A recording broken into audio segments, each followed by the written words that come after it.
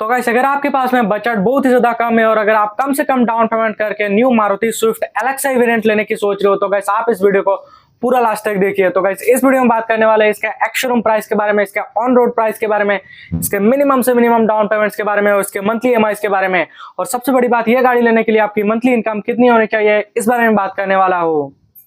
तो गाइस बात कर लेते हैं अभी इस गाड़ी के एक्स-शोरूम प्राइस के बारे में, इसके रजिस्ट्रेशन चार्जेस के बारे में, इसके इंश्योरेंस चार्जेस के बारे में और इस गाड़ी के ऑन रोड प्राइस के बारे में। तो गाइस सबसे पहले बात कर लेते हैं इस गाड़ी के एक्स-शोरूम प्राइस के बारे में। तो गाइस इस गाड़ी का जो कि एक्स-शोरूम प्राइस है वो है 6,49,000 रुपीज। तो गाइस बात कर लेते हैं अभी इस गाड़ी के रजिस्ट्रेशन चार्जेस के बारे में। तो गाइस इस गाड़ी का जो कि रजिस्ट्रेशन चार्जेस है वो है 50,800 रुपीज। तो गाइस बात कर लेते हैं अभी इस गाड़ी के इंश्योरेंस चार्जेस के बारे में। तो गाइस इस गाड़ी का जो कि इंश्योरेंस चार्जेस है वो है 38,000 रुपीज। तो गाइस अगर आप मान के चले कि आपका ऑथर चार्जेस जो कि है वो अगर आपका लगेगा 2500 रुपीज, तो आपके गाड़ी का टोटल प्राइस निकल के आता है 7,40,300 रुपीज, जो कि आपका ऑन रोड प्राइस रहने वाला है। तो गाइस इस हिसाब से जो कि आपका मंथली इनकम है वो कम से कम होना चाहिए 35,000 रुपीज।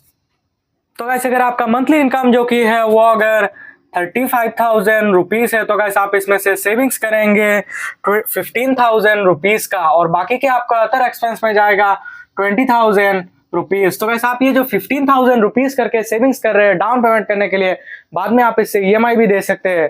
तो गाइस अगर आप सेविंग्स करते हैं 15,000 रुपीज करके और अगर आप इसको सेविंग्स करते हैं 6 मंथ तक, तो उसके बाद में आपके पास में आता है 90,000 रुपीज। तो गाइस इस गाड़ी का जो कि मिनिमम डाउन पेमेंट है वो है 88,000 रुपीज। तो गाइस अगर आप इसमें से 90,000 रुपीज की डाउन पेमेंट करते हैं और अगर आप इसको 9% इंटरेस्ट रेट के हिसाब से 7 साल के लिए फाइनेंस करवाते हैं तो आपका जो मंथली ईएमआई है वो निकल के आता है 10,463 रुपीज। और वही पे अगर आप इस गाड़ी को अगर 5 साल के लिए फाइनेंस करवाते हैं तो आपका जो मंथली ईएमआई है वो निकल के आता है 13,499 रुपीज। और अगर आप इसी को अगर 4 साल के लिए फाइनेंस करवाते हैं तो आपका जो मंथली ईएमआई है वो निकल के आता है 16,183 रुपीज।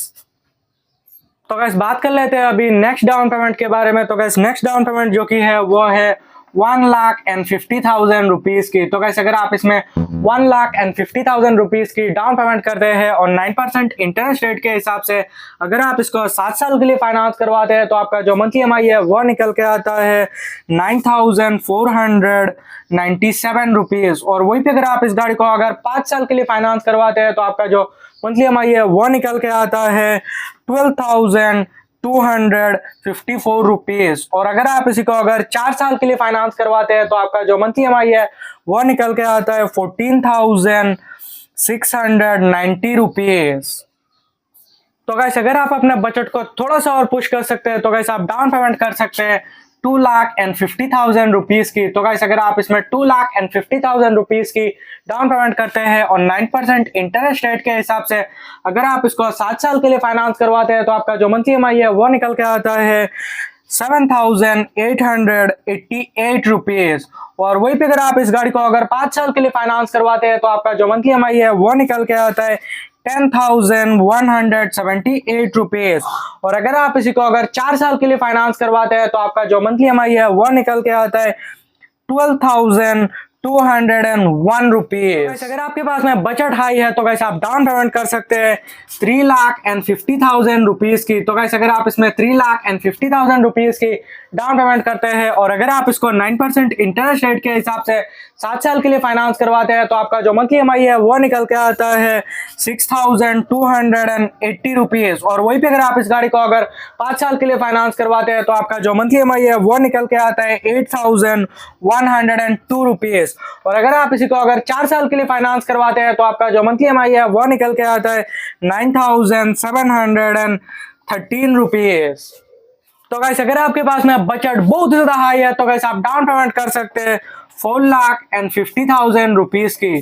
तो गाइस अगर आप इसमें 4,50,000 रुपीज की डाउन पेमेंट करते हैं और 9% इंटरेस्ट रेट के हिसाब से अगर आप इसको 7 साल के लिए फाइनेंस करवाते हैं तो आपका जो मंथली ईएमआई है वो निकल के आता है 4,600 71 रुपीज। और वहीं पे अगर आप इस गाड़ी को अगर 5 साल के लिए फाइनेंस करवाते हैं तो आपका जो मंथली EMI है वो निकल के आता है 6026 रुपीज। और वहीं पे अगर आप इस गाड़ी को अगर 4 साल के लिए फाइनेंस करवाते हैं तो आपका जो मंथली EMI है वो निकल के आता है 7224 रुपीज।